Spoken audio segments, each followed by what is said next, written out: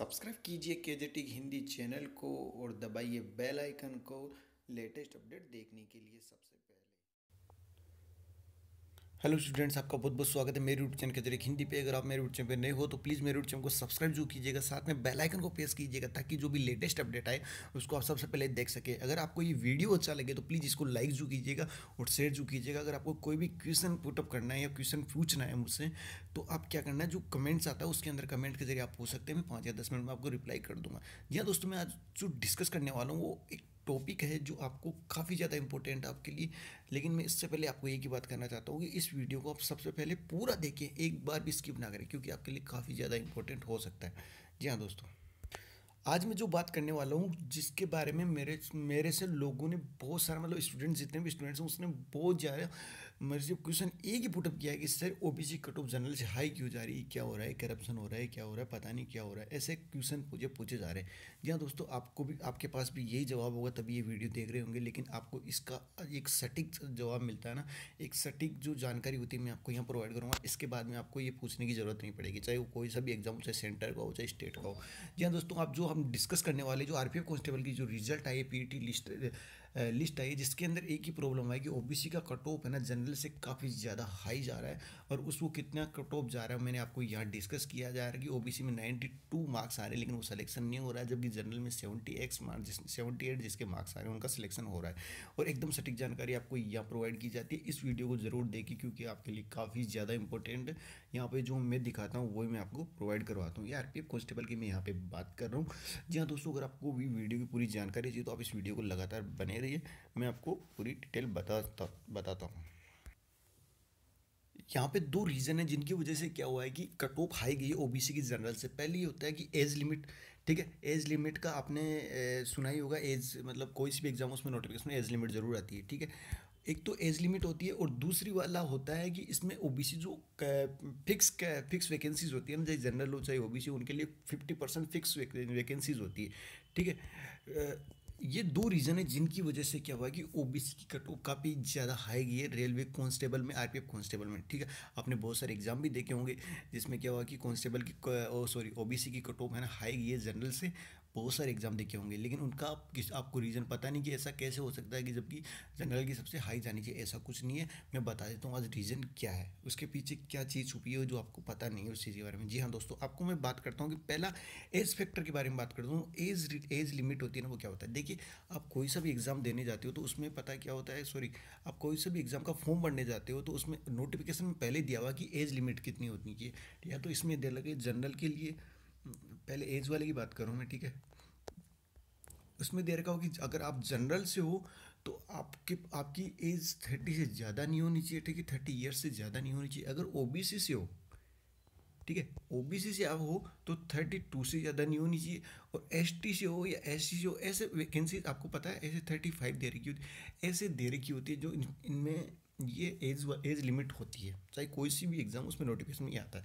अब पता है क्या होता है कि अब बोलते हैं कि अगर आप ओबीसी से हो और अगर आपके पास सर्टिफिकेट ओबीसी सर्टिफिकेट, तो उसमें क्या होता है कि आपको 3 साल का रिलेक्शन मिल जाएगा, मतलब 3 साल की छूट मिल जाएगी, ठीक है। तो यहाँ पे 35 ईयर हो गया, ठीक है, 35 ईयर होगा।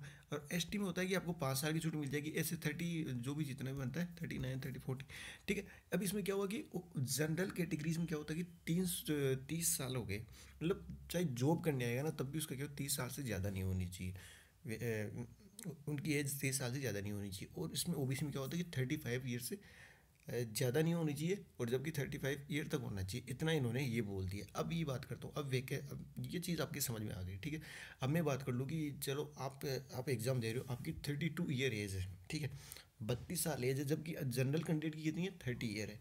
अगर आपके जैसे कांस्टेबल का आपने एग्ज़ाम दिया तो उसमें अगर आपके 92 मार्क्स आए और जबकि 93 कट ऑफ गई है तो आप उस कैटेगरीज में आओगे, जबकि उस 78 वाली कैटेगरीज में नहीं आओगे क्योंकि उससे हाई, क्योंकि जनरल की एज तो ये है ना, 30 साल से ज़्यादा जानी नहीं चाहिए। सीधी सी बात है कि 30 साल से अगर आपकी एज ज़्यादा है तो वो ओबीसी कैटेगरीज में आएगा, उसमें जनरल में आ ही नहीं सकते आप, सीधी सी बात है, ठीक है। एसटी ओबीसी में जाएगा, एसटी एससी को मतलब नहीं, चाहे एसटी कैंडिडेट का हो तो उसमें क्या 30 साल से ज़्यादा हो, अगर आपकी एज 29 ईयर हो या 30 ईयर भी होती है ना तो आप क्या होते हैं कि जनरल कैटेगरीज में आ सकते थे, ठीक है। जो 50% वैकेंसी रिजर्व होती है वो मैं अभी डिस्कस करूँगा, वो दूसरा टॉपिक है उसके बारे में, ठीक है। आपको ये बात समझ में आ गई होगी। अब मैं दूसरे फैक्टर की बात कर लेता हूँ, फिर आपको क्लियरली समझ में आ जाएगा। दूसरे फैक्टर की मैं जहाँ बात करूँ, यहाँ पे जो जो 50% फिक्स होती है ना वैकेंसी, मैं बताता हूँ वो चीज़ क्या होती है। हर एग्जाम में होती है, चाहे कोई सा भी एग्जाम हो, सेंटर हो चाहे स्टेट का हो, ठीक है। दूसरा है वो है 50% वैकेंसीज फिक्स होती है ना, फिक्स वैकेंसीज, ठीक है। उसमें क्या होता है कि जैसे वैकेंसीज यहाँ पे दे दिया है कि आपको 1,000 वैकेंसीज है जनरल कैंडिडेट के लिए, है ना। जनरल कैंडिडेट के लिए 1,000 वैकेंसीज है ना, उसमें क्या होता है कि 500 के ऊपर तो जनरल कैंडिडेट ही आएंगे। सीधी सी बात है कि 500 के ऊपर तो जनरल फिक्स है, क्योंकि 50% तो जनरल के लिए है ही है। उसमें ओबीसी नहीं आ सकता, एसटी भी नहीं आ सकता, एससी भी नहीं आ सकता। बाकी जो 500 वैकेंसीज होती है उसमें ओबीसी भी आ सकता है, एसटी भी आ सकता है, एससी भी आता है, वो आ सकता है। लेकिन उनकी एज कितनी होनी चाहिए? 30 से नीचे होनी चाहिए, 30 या 30 से नीचे होनी चाहिए ये, ठीक है। अब आपको ये चीज़ समझ में आ गई होगी। इन 500 वैकेंसीज में अगर आपकी 30 से कम है तो इन 500 वैकेंसीज में आपको रिजर्व कैटेगरीज में, मतलब इसको चांस है कि आप जनरल में जा सकते हो। अगर आपके 31 भी होंगे तो आप ओबीसी कैटेगरीज में जाओगे। तो इसमें ये हुआ है कि बहुत ज़्यादा मतलब ओबीसी कैटेगरीज में, अब मैं बता देता हूँ क्या हुआ है। अभी इसमें हुआ क्या है कि ओबीसी के अंदर क्या हुआ है कि ओवर एज वाले स्टूडेंट्स ज़्यादा है, जैसे 30 से प्लस वाले स्टूडेंट्स ज़्यादा है, ठीक है। रेलवे में जो कांस्टेबल का एग्ज़ाम दिया है 30+ ईयर है। दूसरी बात यह है कि उनमें क्या होता है कि जो 50 जो आरक्षित थी, जो 50% सीटें थी, उनको कवर करने के बाद में, मतलब जो इंटेलिजेंट बंदे थे उनकी एज है ना 30+ थी। तो उनमें क्या होता है कि जो 30+ वैकेंसीज होगी, तो मान लो कि जैसे वैकेंसी आई 300, ठीक है। अब 300 वैकेंसीज आई, उसमें 3 गुना स्टूडेंट्स को लिया जा रहा है, मतलब 900, ठीक है।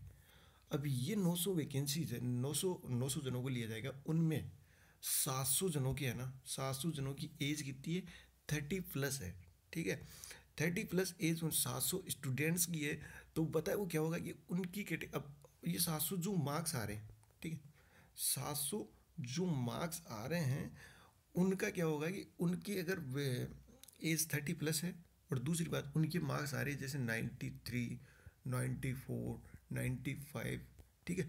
तो इनमें क्या होता है कि एक एवरेज निकाला जाता है कि मतलब हमारे को 700 स्टूडेंट्स ही लिए जाते हैं, ठीक है। मतलब बहुत सारे स्टूडेंट होते हैं लेकिन मैं 700 इसलिए ले रहा हूँ कि 700 उनको लेने।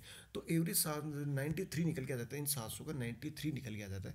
तो ये वैकेंसी 93 इसलिए गई है क्योंकि इसमें जनरल का कोई रोल नहीं है कि अगर आपकी वैकेंसी, अगर आपकी एज लिमिट 30 से ज़्यादा है तो आप ओबीसी में आएंगे, आप किसी कैटेगरी जनरल में आ ही नहीं सकते। अगर आपकी 30 से कम है तो आप रिजर्व के जो 50% सीट होती है उनको रिजर्व कर सकते हैं, और 50% जिस कैटेगरी है वो उसी की रहती है। जैसे ओबीसी में ये होता है कि 300 वैकेंसीज है, उसमें 150 तो 150 तो क्या होता है कि उसमें ओबीसी ले सकता है, ओबीसी कैटेगरीज वाले उनको कोई दूसरा ले नहीं सकता, और SC ST वाले जो जितने भी नीचे कैंडिडेट्स आते हैं उनको 50% वो मिल सकती है।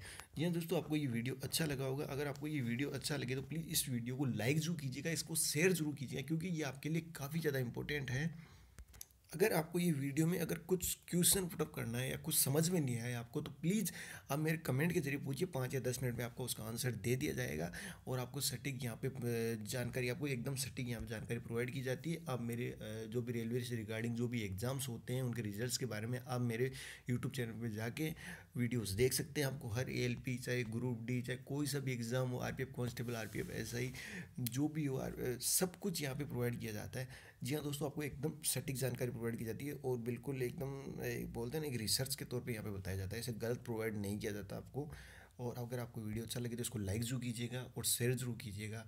और वीडियो अगर चैनल को सब्सक्राइब नहीं किया तो सब्सक्राइब जरूर कीजिएगा। आपने मुझे कीमती समय दिया उसके लिए बहुत बहुत धन्यवाद। Thank you students, thank you very much.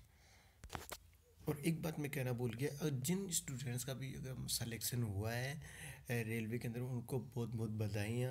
और फिजिकल के ऊपर फोकस करें क्योंकि फिजिकल काफ़ी ज़्यादा हार्ड है। मैंने आपको पहले बताया कि इसका फिजिकल काफ़ी ज़्यादा हार्ड है। अगर आप इसको लगातार प्रैक्टिस करते रहेंगे, आपकी अगला वीडियो जो डालूंगा मैं वही डालूंगा कि आपके पास कितना टाइम है RPF कांस्टेबल फिजिकल के लिए, ग्रुप C और D के लिए।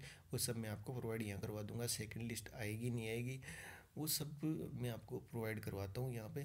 तो प्लीज़ आप मेरे वीडियोस को लगातार देखते रहिए, और यूट्यूब चैनल को सब्सक्राइब जरूर कीजिएगा और लाइक जरूर कीजिएगा। आपने मुझे कीमती समय दिया उसके लिए बहुत बहुत धन्यवाद। Thank you so much viewers. जी हाँ।